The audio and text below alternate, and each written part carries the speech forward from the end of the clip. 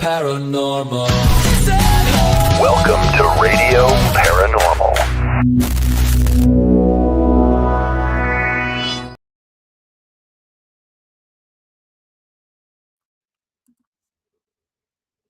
Hello, everyone, and welcome to episode 3 of Radio Paranormal. How is everybody out there? I'm trying to get comments up here. Oh, I got balls in my face. I can't help it. There's balls in my. But like I said, we were talking earlier. It's you got to pay extra for a ball in the face. This one, it came with the cap. Yeah, my balls aren't as droopy as yours. Well, it's what happens when you get old and you're a man. I can't wear shorts much. Hey, Carol Garcia, welcome. When we have my husband on in a couple weeks, you'll have to ask him about that. See if he's got the same issue. What, droopy balls? Yeah. Chris Callie, do you have droopy balls? Merry Christmas, everyone. Happy Yule, God Jule, Feliz Navidad, and things. But sorry, guys, I'm still trying to learn this background thing. Do you have like a favorite non-traditional Christmas song? Well, so we did our Christmas as a family today, and I play The Nightmare Before Christmas. Really? Yep. I play both sides of the LP. And then my weird Christmas Eve tradition is every Christmas Eve I watch The Devil's Rejects. Really? Mm-hmm. It's my thing. That's your thing. I like balls in the face. What about yours? What do you got? I like The Season's Upon Us. Forget who does it. I'll have to look who does it. Someone can tell us who does it. It's an angry Irish jig Christmas song. Isn't everything Irish angry? I think. Drunk or angry, whatever. Drunkards. That's the first song I have to hear the day after Thanksgiving. That's the first song I hear because I won't play Christmas music until after Thanksgiving. Not after you eat. Like it has to be the next day. Can't do it. Yeah. Won't do it. Yep, we kind of did the same thing. I guess another song that I've done for the 12 days of Christmas is I listened to a song called Hail the Apocalypse by Avatar. Oh, I've never heard that. That's pretty cool. It's fun. But yeah, I got some weird shit. But it's the solstice. It's officially winter. It is. And I had to turn my air conditioning on today, so I'm a bit grumpy. It's going to be 70 up here for Christmas, supposedly. Yeah. I blame the chemtrails. I'm not happy. And there's caroling in Jackson Square tonight, which was until 8. But that's okay. I wouldn't, if we weren't doing this, I probably wouldn't go anyway because I'd have to wear a t-shirt and it would make me angry.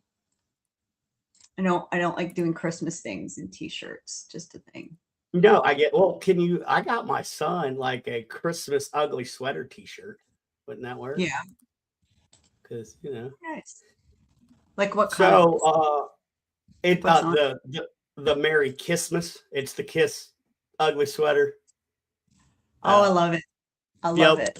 I was quite happy that I was able to find that. And I'm trying to find things that I normally push back here behind stage, and everything has moved. So, you know what?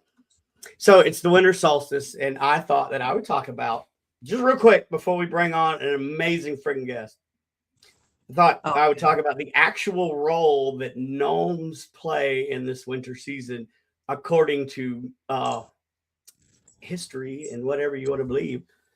And there is a ritual that you do on solstice, putting out porridge or something for the gnomes. And I'll tell you about that real quick. But gnomes embody the quiet guardianship. Like I wrote this out and stuff. I didn't even use AI to help me, so y'all buckle up. Gnomes embody quiet guardianship through their folklore, where they are depicted as beings who protect roots, storehouses, and foundations without rushing the season or condemning change. They represent the ideas that that what sustains life often works quietly and without recognition. Their role is further explained as being attentive watchers who tend to what must not be neglected simply because it's dark. In Scandinavian folklore, the Tomite, a type of house gnome, is a guardian of the ordinary, watching over barns, hearths, tools, animals, and everything else that must be protected through the long winter in order to sustain life when the sun returns. Next page. The role is further explored as gnomes also tend to roots beneath frozen ground, not expecting immediate reward, but understanding that preparation allows life to respond when the season turns. They are not shown in crowds, but appear tending their own corners of the world with their own work, with no recognition. So that's kind of that's the story of all people, really. If you take a lesson from the gnomes, just because it's dark, just remember this is the solstice. Yes, this is the darkest night of the year, but it will never get any darker than this, and the light's coming. So what you can learn from us little gnomes is, you know what? Just because it's cold and it's miserable and things look dead does not mean that somebody or something is not out there tending what needs to be tended, just so every living creature on this planet can survive. So there's a tradition where you make a bowl of porridge and you can put it out. Well, we're really doesn't matter where you put it out. It's the sentiment, because right before you put it down, you're supposed to pause and reflect on the season, not the crap that happened or what's going to happen, but you reflect in the moment. And then in that moment, you can connect with the earth. And no matter if you're alone or not, which is why circles are shown in Christmas a lot, because we sit in a circle, nobody's higher, nobody's lower, everybody gets the same amount of heat. Mm-hmm. So, doesn't matter where you do it, doesn't matter where you put it out, but sit it out, think about everything that you have and how good life is. And then when you're done, don't throw it away. Either give it to the wildlife to eat, compost it, or give it back to nature. And that's just a little thank you to those unseen that work really hard to make sure that spring and summer are fruitful. So just a little gnome history from the fat guy himself.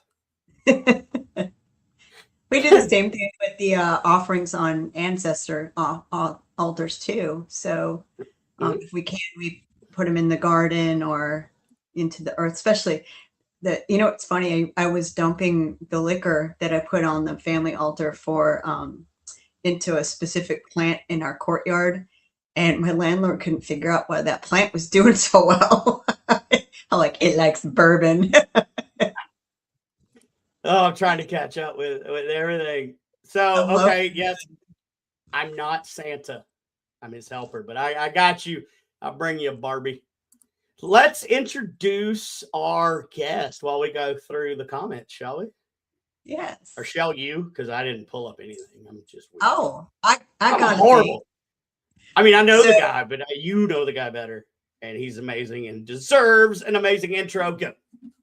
So I'm going to call him Papa Czar, and I'm going to make him pronounce his official name because I suck at it. But Balthazar, I think is correct. Balthazar. Okay. Is Papa Czar? That's what it looks like. Papa Czar. Is a published author, voodoo priest, and founder of the New Orleans Vampire Association. As a master reader and spiritual worker at Voodoo Authentica of New Orleans Cultural Center and Collection, he calls upon his deep connections with the dead to bring comfort and insight to clients from around the world on a daily basis. He's also a really cute, squishy guy. I mean, yeah, I really like when I meet him. He looks like he gives good hugs. He does give good hugs. No, I mean, and I'm a hugger. So, yeah. You want a frog? I will get you a frog. Send me your address. I'll have Amazon. I guess Amazon ships frogs. Sure. What kind of frog? So, I mean, I want the kind of frog you can lick. But speaking of licking and frogs, let's go ahead and bring Papa Czar on. Papa Czar, thank you so much for joining us. How y'all doing? Wonderful. First of all, how are you, and how is New Orleans treating the vampires down that way this holiday season? Let's see. I am fine, and we're thriving. I don't know about anybody else, but my piece is thriving. So, for those who do not know you, which I guess people live under a rock, or maybe they're Amish and they're on a Rumspringa for the first time and they're viewing this, could you tell the audience just a little bit about who you are and who you are? Because everything is who you are. All right. First and foremost, I am a voodoo priest of New Orleans traditional voodoo. In my tradition of voodoo, we use both apprenticeship and initiations. I had to go through 4 separate initiations before I was announced as a priest. That was fun. I bet. And I am a sanguine vampire, meaning I'm the blood drinking kind. So, hi, guys. Hi. Jenny, you want to follow that up with any questions before we really dive in? Because it's such an interesting culture phenomenon. Whatever you want to call it. So when you were going through your initiation, did you actually did you go to Haiti, or did they send you anywhere, or is everything done here? Oh, no. New Orleans traditional voodoo is done here in the state. Haitian voodoo is completely different. There are parasteals in Haiti still. But yeah. And on the Haitian side of things, my family is out of Port-au-Prince. So yeah, that's fun. So tell people a little difference between Haitian voodoo and African voodoo in New Orleans. Like, give us some All right. insight into, because most people only know the Hollywood crap, right? And that's just not even, I won't even go there. But anyway. So there is a traditional difference between African voodoo, Haitian voodoo, and New Orleans traditional voodoo. Okay. Mhm. African voodoo deals primarily with the Orisha, African spirit. You have traditions like Ifa and Yoruba, Ile, Iwe, Fon. All of these traditions were thrown together during the slave trade and created offshoot traditions like Candomblé, Paulo, Lukume, Mayumba, Umbanda, Kimbanda, Santeria, Louisiana voodoo, sometimes called plantation voodoo, New Orleans traditional voodoo, because we were that port, and Haitian voodoo. So you have a different sets of offshoots from the original traditions. All voodoo stems from the African slave trade. Okay? Yep. Follow me so far? Yeah. Got it. However, it came this way through the African slave trade through the Caribbean corridor. New Orleans is unique in all of the voodoos because 1718 we were founded, 1719 the first 2 ships directly from Africa hit our shores nonstop. So we started off with Orisha worship first, just the African spirits. We didn't get the Haitian Loa until 1794 to 1804 when the Haitian Revolution took place, and our city kind of increased its population by 10,000 Haitians escaping turmoil of war. New Orleans traditional voodoo at its core started off with African traditions, but later on incorporated Haitian traditions as well. So not only do I have the African Orisha like Obatala, Ogun, Oya, Yamaya, I also have spirits like Mount Samdi, Mama Brigitte, Papa Gere, Papa Ogu. So there are several different spirits that I have to deal with. And generally, when I'm dealing with African spirit, I'm also dealing with a Haitian spirit on the same day. So, now but is it that's the so? main differences. Here's a good question that I just popped in my head. And then we got a fun question. I know somebody's trolling in the comments, but it's actually kind of funny, so we'll put it up. But so, is there any confusion? Like between the African spirits, the West African spirits, because we have a lot of West African here in South Carolina, down in our Low Country.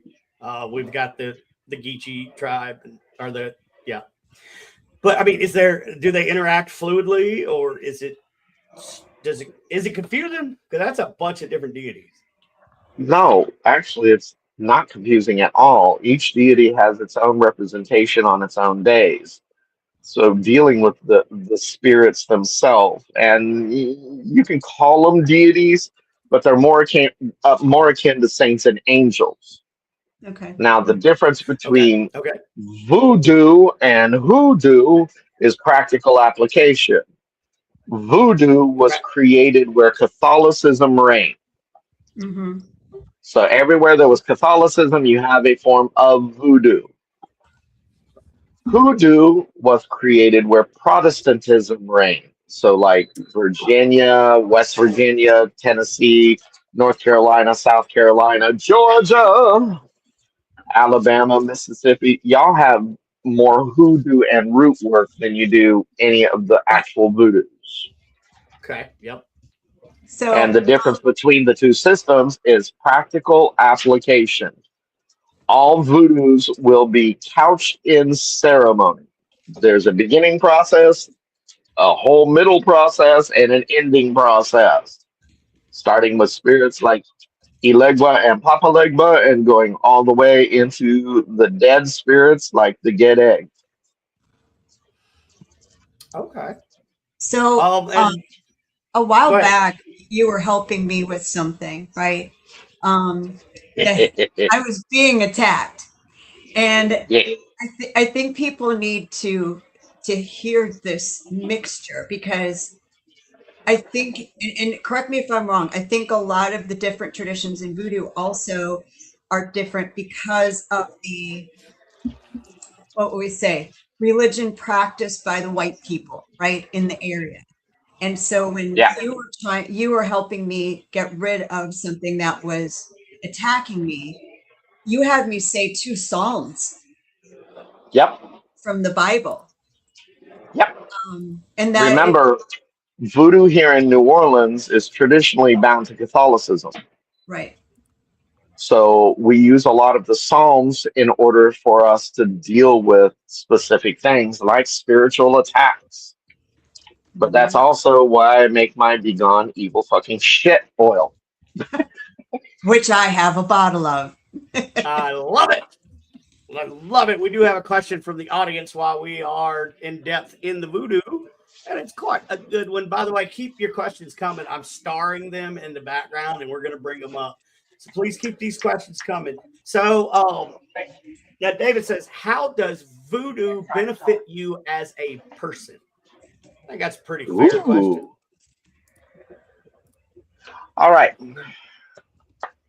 Half Jew, half Cherokee, grew up in a predominantly conservative Christian household, openly gay. So I had, for a long time, that whole Christian guilt thing going on about being gay. However,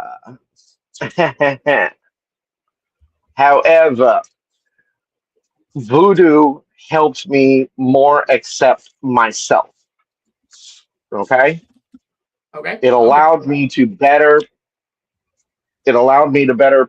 position myself to accept everything about me. Being the spooky kid when I was younger anyway kind of set me off. Hell, I've been seeing spirits since I was 7 years old. So walking into any situation and sitting there going, oh, and by the way, why is that dead baby floating around you? Kind of set people a little on nerve around me. But being able to answer that question later on is what voodoo helps me with. Okay. That So makes sense.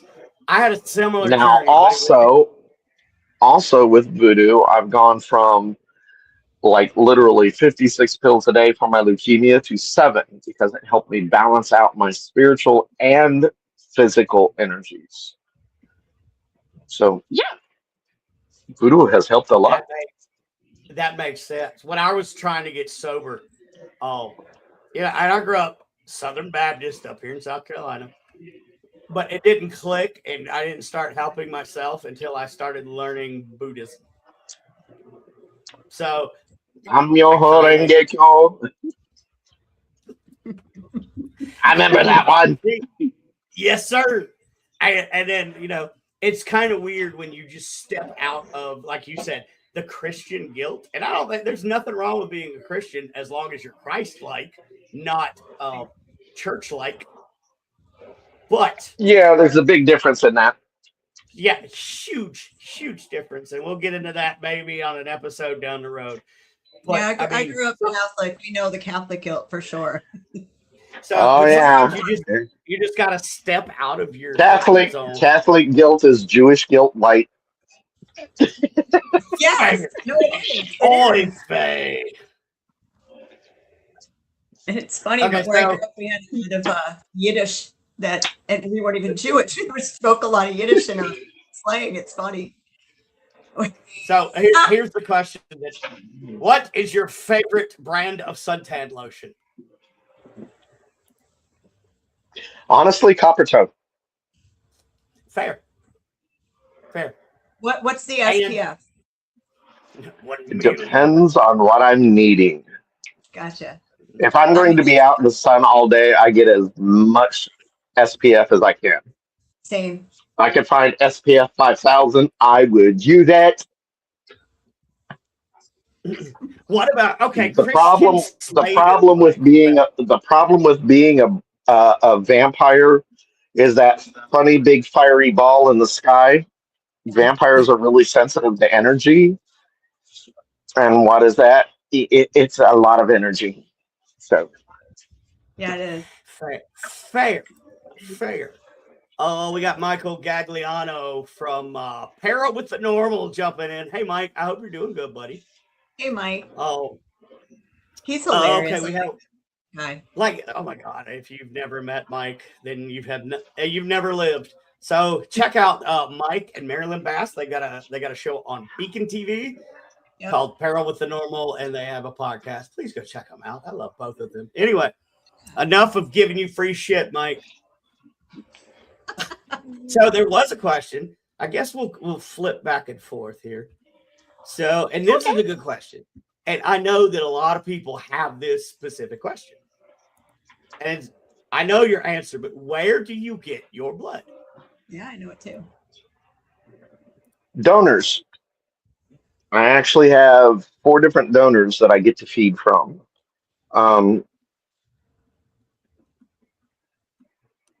Think about it this way: nature abhors a vacuum. So for somebody like me who can't produce enough of essential daily energies, nature created people with an abundance of those energies. So when I feed, it literally puts those energies back into my world. Okay. Now, how do you choose your donor? Or, I mean, do you have a bunch of people lining up? I'm not sure how that works. Oh, well, honestly, I do have people still lining up. I use a max of 4, though, and I get to know people for at least 6 months before I even agree to it. We do things like medical testing because, like it or not, bloodborne issues can cause problems with my feed. Mm-hmm. Okay. And I guess coming in with a follow-up here from the crowd, could you please explain what a sanguine vampire is and what does the blood do for you? Sanguine. Sanguine. Yeah. I went to South Carolina public schools. I'm sorry. You sounded like Benjamin Cumberbatch trying to pronounce penguin. Well played. All right. So, sanguine vampires literally derive nourishment from blood. Okay, that's sanguine either means bloody or hopeful. That's the two definitions of sanguine. Uh, However, as a sanguine vampire, what it does for me, and there's actually a documentary, I think it's still on Netflix, where people ran the gambit of blood pressure, checked my pupil dilation, temperature, and things of this nature before feeding, and then did a recheck after feeding and saw there was a significant difference. What So, is it called? I'll look it up, see if I can find a link. I don't remember what it's called. It's been a long time ago. That was like back in I'll have to look it 2010. up. I have to look it up. I have seen that, and that's actually the first time I had ever been introduced to you. I was watching that, and I was fascinated. So it's funny how the world comes into circle, because I said I want to meet this man, and now I have talked to you twice. So it's great. Except for the messages on Facebook. Come on now. I mean, dude, I enjoy those too, because because you respect me enough to actually speak your mind and talk to me. I love it. I don't see a reason to avoid talking to people. Hell, I talk to people I can't stand. That's the whole, and really, you've unlocked my Facebook, because that's the whole reason why I do a lot of shit. I want people to talk about it.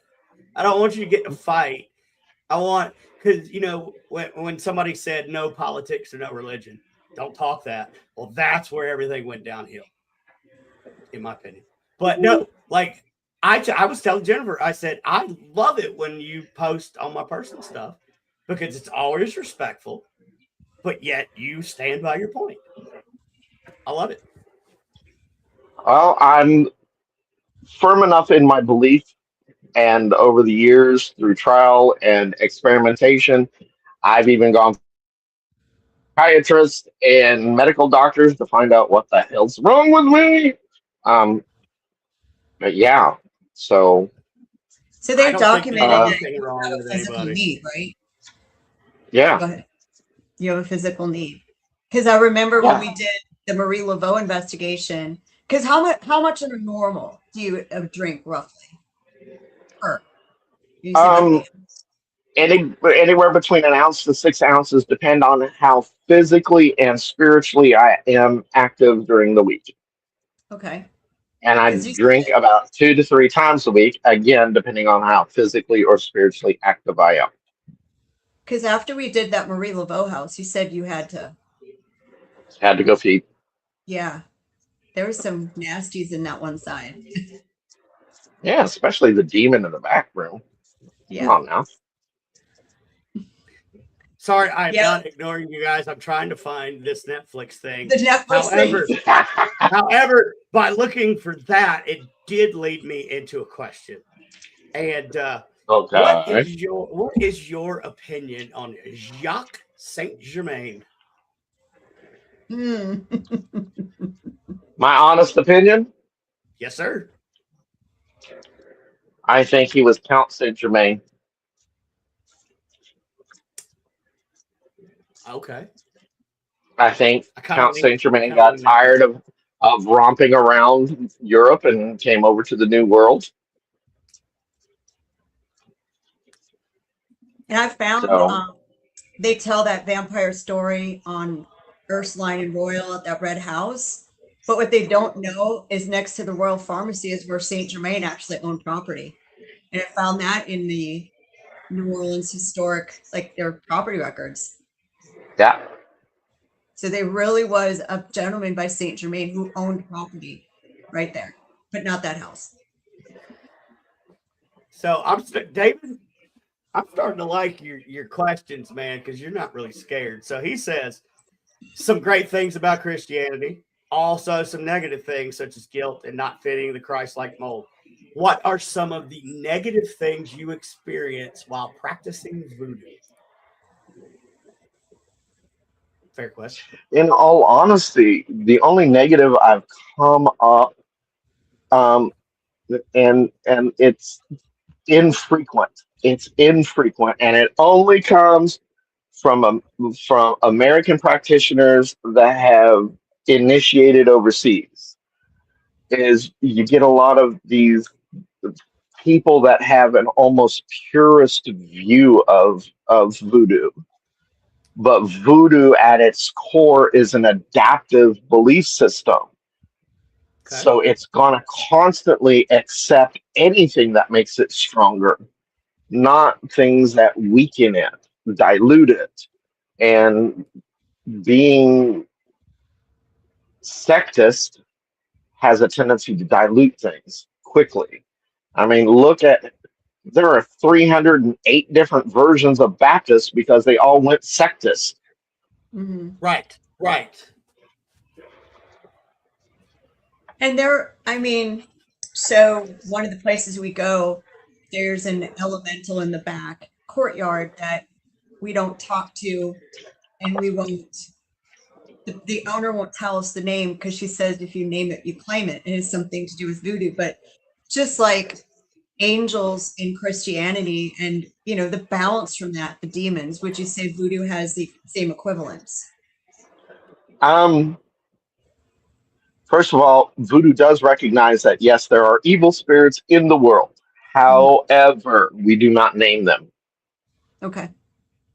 Any spirit you talk about in voodoo will be a spirit that's more neutral or good. You won't talk about any of the evil ones. To name something is to give it definition. By giving it definition, you give it power over you. So voodoo kind of strays away from allowing evil things to have power over it.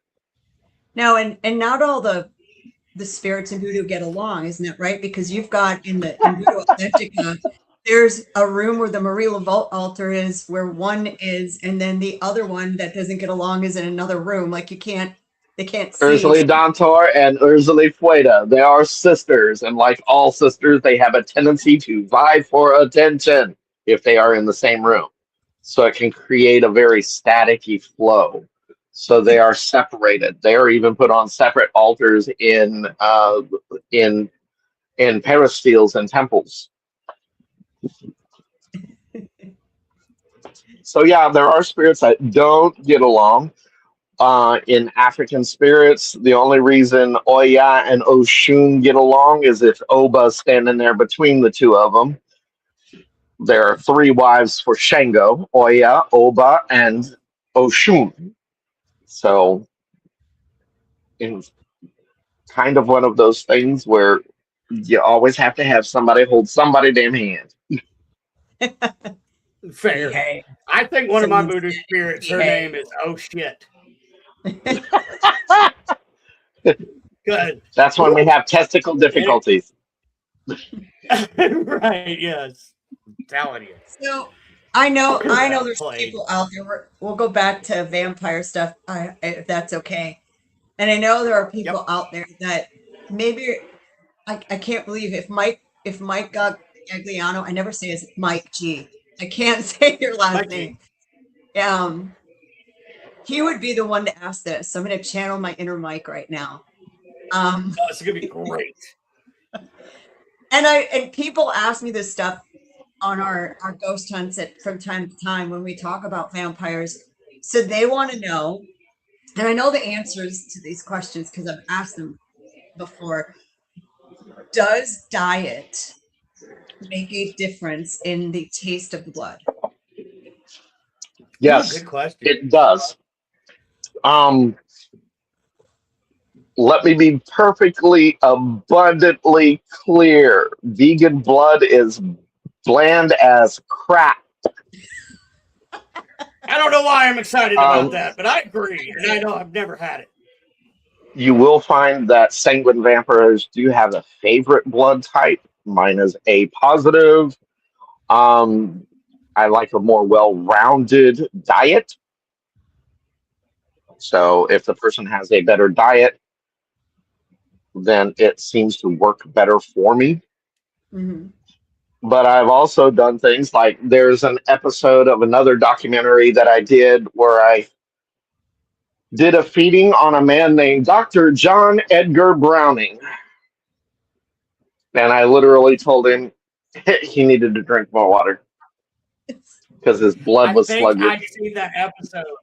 It was like 4 little pokes on the guy's back. Yeah. I have seen. Okay. I watched too much about vampires, I guess. I played the Masquerade. Like, I loved the tabletop game, and then it got me into the lore and all of that. Like, I will always and ever be a gangrel. Okay. Thank you. I am a Toreador, good sir. Toreador. Love that. Anyway, for those of you who don't know, that's White Wolf Games, and I think they're coming back out with it. Check them out. It's better than Dungeons and Dragons, in my opinion. But who am I? I used to play. I like all kinds of tabletop games. But White Wolf did something unique. It actually went to the community, and well, we were then just trying to pull our shit together. But it went to the community, and it got to see what was all going on.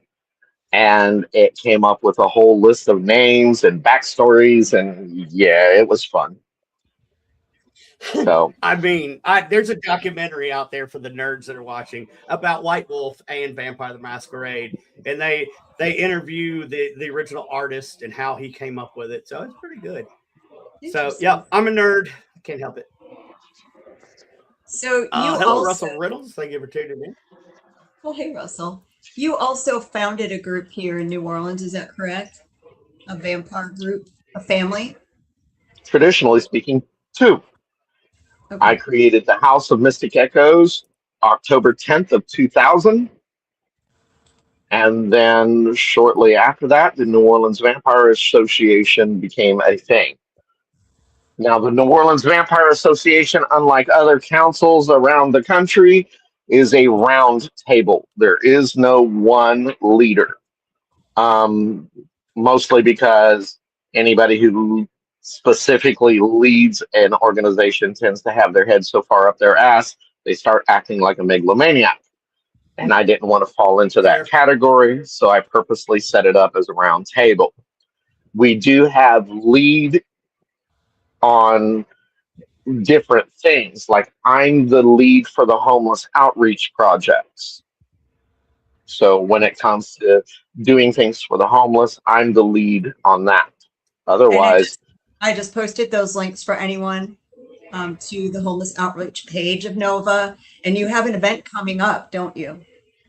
Christmas Day will be in Jackson Square, feeding anybody who's hungry, homeless. I don't care if you're in a 3-piece suit or wearing rags. If you come to my lines, you say you're hungry, you're getting fed. We opened it up from the homeless to the artists, to the tarot readers, to the musicians, and then just said, why not feed anybody who's hungry? And on the link, they can donate to that on that page as well if they want to help out. They can donate, and we now have an Amazon wish list as well. So, send us that link, and we'll get that link out there too for you. Yeah, the Amazon on here. So yeah, send us to Amazon because it's not on your website. Not yet. We're working on it. So let's compare myth and reality, because that a lot of people have those questions, and we're gonna just downward spiral into a game of would you rather, and then it's just gonna be fun from here on out. So first question: when is the last time that you turned into a bat? Never. A wolf. Transformative is a myth, although you can sort of see me shift attitude. from when I'm prowling for food to when I'm just angry. When I'm angry, my kids call me Daddy Wolf because they know somebody getting their ass kicked verbally. I like it. So, the whole idea of taking your prey or what have you, how prevalent is that in the community? Honestly, not so prevalent since 2003, and I came up with the Donor's Bill of Rights. Let's talk about that. I had no idea about that. Can we explain that? Donor's Bill of Rights is a common sense set of guidelines that help you treat your donor better. Before 2003, the community was using terms like blood doll, chew toy, chattel. But now we do donor. And I live by that Donor Bill of Rights. If my donor says they ain't feeling it, I go to the next one. And now, so you did it because obviously there was a need. But prior to that, I mean, was it rampant or was it just one of those, let's just tie this last little bit up and here we are? No, it wasn't exactly rampant, but the whole process should have been more symbiotic, and it was more almost master servant type issues. And I don't think anybody should be treated as a servant when they're donating of their life essence to you. So what was that guy from the servant that lost his mind for Dracula? I mean, where did that come from? Renfield. So like where did all this come from? Was it just Bram Stoker coming up with something, or are there actual historic? As Lestat would say, the drunken ramblings of an Irishman. So fair. All right, Jennifer, you're up. Did you see the movie Renfield with Nicolas Cage? Yes, I did. Oh my God. I loved it. So funny. For if you haven't seen it, Renfield is in a support group for people in relationships that have control issues. I'm going to leave it at that. Watch. It's hilarious. All right. You ready for Would You Rather? Oh, before I get to that, you are one of our speakers at New Orleans Paracon. And you're going to be on your voodoo panels. Let's cover that. So if you want to meet Papa Czar, you can meet him in person either by going to Voodoo Authentica and getting a fantastic reading, or just asking him stupid questions or smart questions, whichever. Or you can come to New Orleans Paracon July 31st, August 2nd, and he'll be there on a voodoo panel with all of Voodoo Authentica. And I do believe y'all are going to be opening the Paracon at the VIP party with a voodoo ceremony. Yes, we are. And we're also, readings by me are $45 for approximately a half hour. So I am going to tell you what I see, not what you want to hear. I don't believe in blowing smoke and sunshine up anybody's backside. I'm going to give you ways to fix your own shit. Fair. You've done that for me too. All right. Are you ready? Would you rather? Are you ready? Okay. Would you rather have your clothes start to disappear after 1 hour of wearing them, or always be sweaty? I'm a nudist by nature, so let them go. How did I know that question would fit you? I like that. All right. I know what else you got? Because the first one that I got just. I was born naked. I'd rather be naked. All right, you're a cat guy too. So these questions made me think of you. Would you rather spit up a fur ball like a cat each time you cough, or only be able to walk sideways? I'm not a crab. Fur ball it is. Okay. So now that we're going down that road, here's my question. As a man, would you rather ejaculate normally, but all of the sperm are screaming the entire time? Or would you that would be hilarious. Or would you rather ejaculate one giant sperm? No, I'd rather those million screaming little entities. That was my answer too. Okay, I'm good. I like that. Oh my god. Merry Christmas, everyone. Sorry, Sorry, Jenny. I didn't warn you about that one. Oh my god. Let her have a second. She can't breathe. Okay, there we go. I don't even want to ask mine because I can't even. Like, how do you follow that? How do you follow that? But on that note, would you rather lose all the feeling in the lower half of your body, or perform your own medical procedures for the rest of your life? Perform my own medical procedures. Oh my god, that's a. Would now, there does he get anesthesia? I know how to anesthetize myself. I can deaden an area. Okay. I can deaden an area, and I don't even need lidocaine. Let's take a quick break from. Take a quick break from the Would You Rather and tell us about your books. Because I'm privileged. You sent me a few books and I read them and I love them. All right. So the first book is simply a collection of my favorite shielding techniques, magical protection spells, and little wards. I got to the point where I was just tired of hearing everybody saying, I'm being attacked magically or spiritually, and decided to put something together. And the second book is a book called Voodoo Through My Eyes, and it's simply about New Orleans traditional voodoo. Now, I am working on a third book, appropriately named Saints Preserve Us. It's all about how we had to hide behind the saints and what saints are a little bit more correlated with voodoo.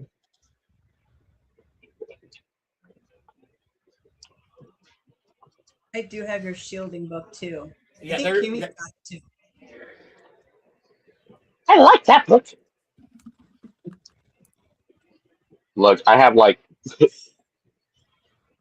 4,000 different shielding techniques, magical wards, and spells that are all protective in nature. I just threw some of my favorites together. All right. Awesome. And where can they find your books? You can find it on Amazon.com. You can find it through Dark Moon Press, or you can purchase them from Voodoo Authentica. Can they buy them from the Voodoo Authentica website? I believe they are listed on the website now. I will look it up and post the link for everyone. And I always like to do a little disclaimer for authors.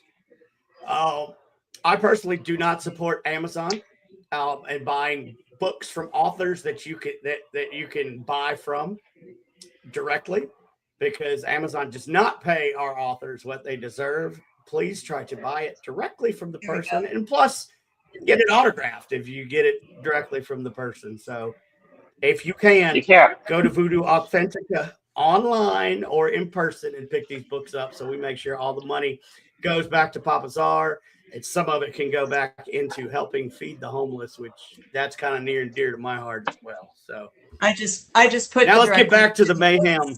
Voodoo up there. So okay, so we got links everywhere. We got links up to the Voodoo Authentica site directly to the book section. Okay, and then they can back up and book a reading. So we're not going to do. Would you rather be a 10 in looks or a 10 in the sack? Obviously, a 10 in the sack. That was a stupid question, wasn't it? I'm gonna hit my face with. I've dated some really good-looking guys that were dead in the bed. So, yeah, I'd rather be a 10 in the sack. Well played. Well played. Jennifer, what you got? Oh crap! I can put my glasses back on. Give me a second. Oh well, then I can keep going here. Okay, here we go. Would you rather have? Okay, good. Go ahead. Would you rather have your eyes on the back of your head or shed your skin every morning like a snake?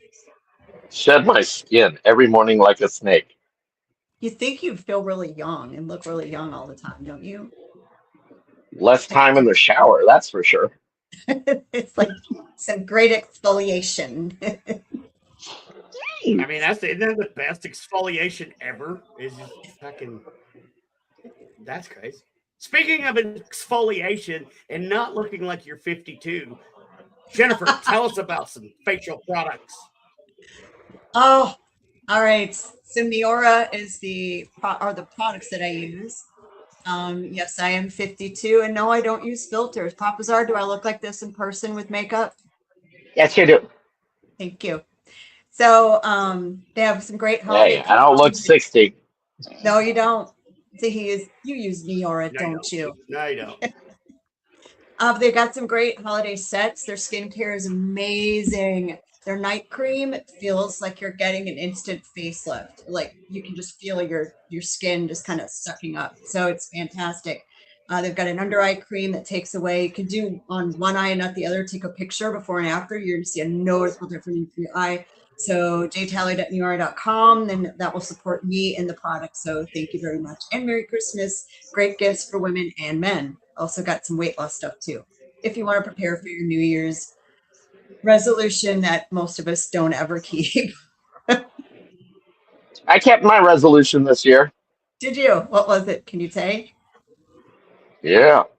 My resolution was not to make a resolution. That's a great one. I thought it was going to be something like your resolution would be to drink blood. Like something like that. No. Okay, so, okay. Speaking of getting back on the vampire thing. So, the vampire balls and all of this. Yeah. They're amazing. Like, I haven't been able to be a guest at one yet, but eventually I'd like to.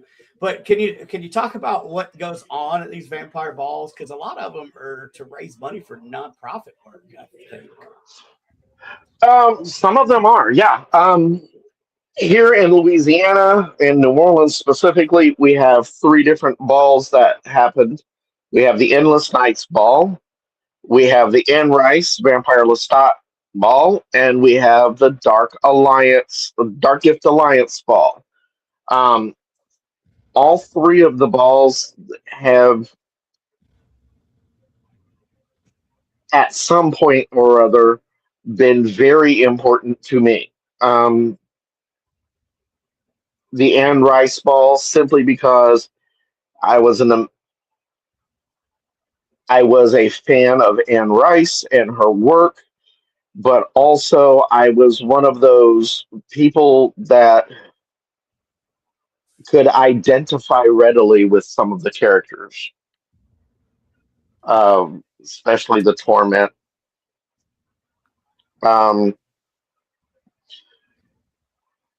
But Endless Nights has been in play since early 2000s. Yeah. So it's been around for a while. It's jam-packed with music, performances. There's usually little offshoot things you can do. Can't do it. But the Dark Gift Alliance Ball has really won my heart for a while now, because it's a more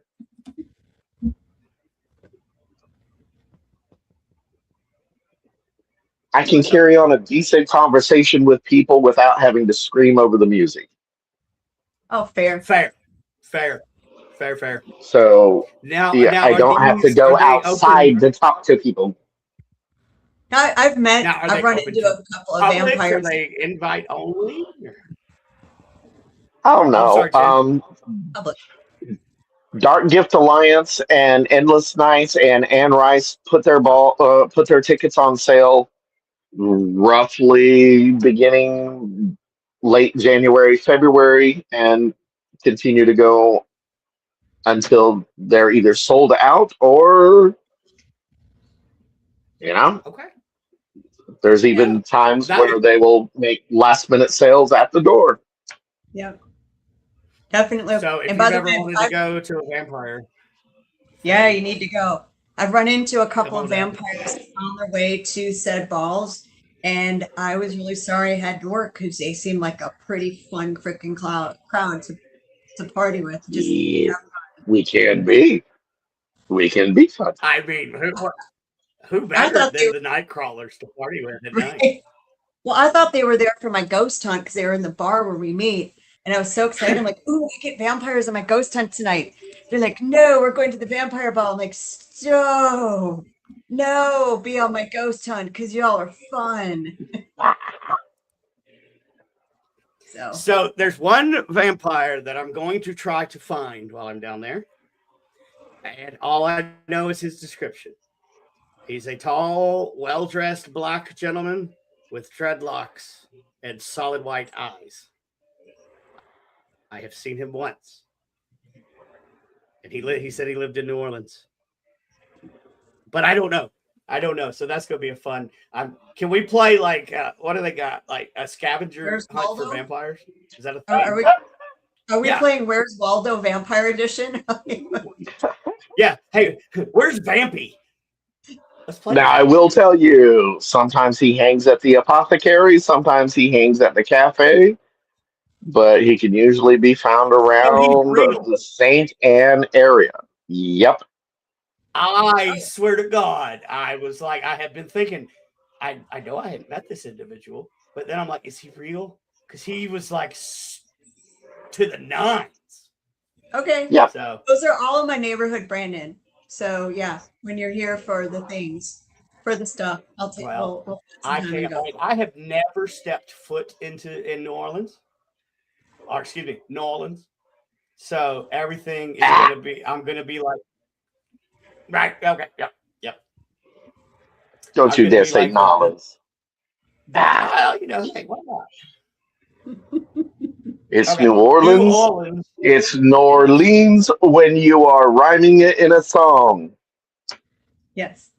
Thank you, Louis Armstrong. Fair. Yeah, right. Oh, and speaking of Louis Armstrong, there's a very good documentary about Louis Armstrong when he was down in New Orleans. And it also talks about Clan, what are they? Not clans. Rex and Cruise. No, not clans. Cruise. Yeah, we got clan. I've been doing Scottish stuff for all weekend. I apologize. Oh, anyway, I rambled. Let's do a would you rather, because we are down to 7 minutes left. All right, I only have 4 on you. Okay, I got one. Here's a good one. Would you rather use an ice cube or hot wax during sex? Both. You drizzle the hot wax and then you trace that with the ice cube. Both. So it sounds like you're already a 10 in the sack there, Babazar. I mean, leather or feathers. But I mean, come on, let's go there too. Let's do this. I like floggers versus cat o' nines. Just saying. I mean, I didn't think we'd go there, but hey, I love it. So the apothecary. Hey, I'm a provert. I'm not a prevert. I'm not a pervert. I'm a provert. You know what the difference is, right? No. You're going to explain it to the audience. Prevert dreams of using the feather. Pervert uses the feather. Provert uses the whole damn chicken. Ha! Damn, I'm fucking this chicken. You just hold the wings. Damn it, boy. I love it. So as we are wrapping up, anything else that we might have missed? Where can people find you? All the good stuff. Well, before that, you're a healer, and I like to ask healers this question, first and foremost, yes. Especially on solstice. You heal. You do that. But who heals you? What do you do for you, Papa Czar? Zombie games. Fair. Fair. 7 Days to Die, Red Dead Redemption, Undead Nightmare. Yeah, zombie games. Yeah, I Dead tried to play Island, 7 Dead Days. Island 2. Well, good. Hey, 7 Days to Die got sold to me this way. It's like Minecraft meets The Walking Dead. Yes, I bought that's it and how I love it. Like I can't survive 7 days. I can do a day and a half, and I'm just dead. So. Nah. So, okay, Jennifer, what do you do for self-care besides play pool with your husband? Besides go to Papa Czar when shit gets real. when I'm being spiritually attacked by a vampire, with a dead one. He's pretty nasty. Do a lot of stuff. Salt baths, incense in the house. I have a Rose of Jericho at my door. A witch bottle at the door. Need to get an Nkisi by your door. A what? An Nkisi. What's that? One of the little Congolese statues we have at the shop that have all the nails in it. Oh, those yeah, are household protectives. We do need that, yeah, because when we come in after hunts, I mean, we're in the haunted places, plus we're around other people's stuff, and no matter what we do, we get slimed. But I wash my floors with Florida water, all the other stuff. So, can you answer? Oh no, don't let him. He wants to answer your questions, Brandon. No, don't. Christopher Talley, would you like for me to send you a link to come in, buddy? We gotta stick together. And no, you can't answer because it probably has to do with bourbon and cigars. You were going to ask him about droopy balls, like on your hat. Oh, your droopy ball. Hey, yeah, Chris. Yeah, can you please answer? Are your balls droopy too? Can you wear shorts? I can't. Chris is always in shorts, so yes, he can. I love it. So for this beginning of winter and beginning of transition, if you could just leave our audience with one thing that would help them get through this time of renewal, what would you say? I would suggest that if you are trying to leave something behind, write about it as you saw it through your eyes, write about how it made you feel while it was going on, write about how you honestly wish that bitch would have played out, and then burn it. Remember, you are a physical creation, not an etheric being like God and the angels. You need to see something that represents what hurt you destroyed in order for you to understand and click that it no longer plays a part in your world. That's a really good technique. I use that on my path to sobriety, and you'd be surprised at how powerful just watching that bitch burn is. Oh, and here's something. It just popped in my head. Brandon, being a vet, right? And at the shop, there is a gentleman named Juno. Is that right? He's also a vet. Is that correct, Papa Czar? Juno and I are both served in the military. So there are some oils at Voodoo Authentica that are very good to use for people with PTSD. They do help sleep. They do help a lot of that. You wouldn't walk in and go, this is the PTSD thing. They're not like that. But there's custom they can make. There's already stuff that have been made. So they've got a lot of stuff. The sanctuary oil is really good for that. So I actually got sent a bottle of that in the gifts that I got from New Orleans. And it is, you know what? It is very powerful. When I'm just having a shit day, I have this little diffuser on my desk, and I put the sanctuary oil in it, and I just sit and I reflect. And there's something about the oil. I don't know. I'm not. That's actually my great grandfather's recipe. Well, and first of all, thank you for your service. I don't even think I knew that you had served. So thank you very much for everything that you did. And let's thank Juno as well. Juno, if you're watching, hey, thank you so much. I don't even care what branch you were in, you served. That's all that matters. But I do want to mention PTSD because everybody says veteran and PTSD. Yeah, I have. There's veterans and PTSD, but PTSD, trauma is trauma is trauma. Nobody's PTSD is better or worse than anybody's just because I acquired mine in combat. And you may have acquired it from domestic violence. It's still a combat situation. So I see a lot of people they feel bad. Oh, well, you were in combat. Well, I just got PTSD because of this. No, you don't just have PTSD. It's all the same. Trauma is trauma, no matter how you deal with it or how you respond to it. So yes, it helps. But baby. That oil has been a gift to people who we know have suffered. So, and everyone has said the same thing. Yeah. So go to Voodoo Authentica online and buy it up if you need it. I can attest for the sanctuary oil. Like I still have half of it left because I'm using it very sparingly because it's just that good. But once I go to New Orleans and come down, I'm gonna probably buy everything you got at Papa's R. So. Get a Greek. Jenny, did we miss anything? I like it. No. I think good. Jenny? Are we doing Jenny from the block? Is that where we're going right now? No, I just had to get that last stab in.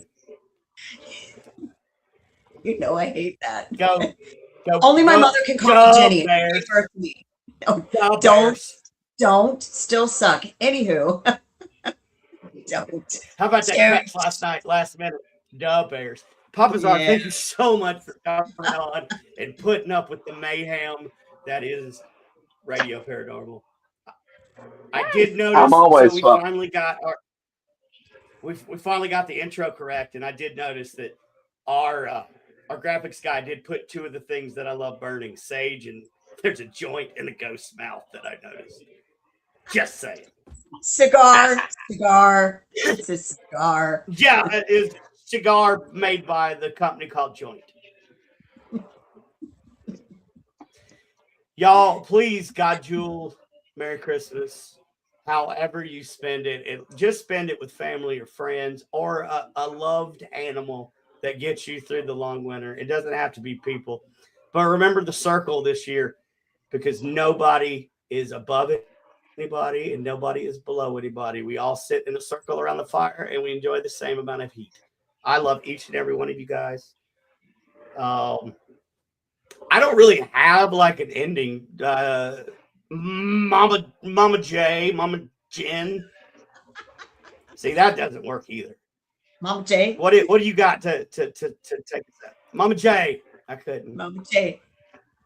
Just happy holidays, Merry Christmas, happy whatever you celebrate. And just remember, Thanksgiving isn't the only time to be thankful for things. There's something you can be thankful for, even if it's time or the little things. So always remember someone has it worse than you. Gratitude goes a long way. Yep. And always remember, if I don't see you before Christmas, hang your own day.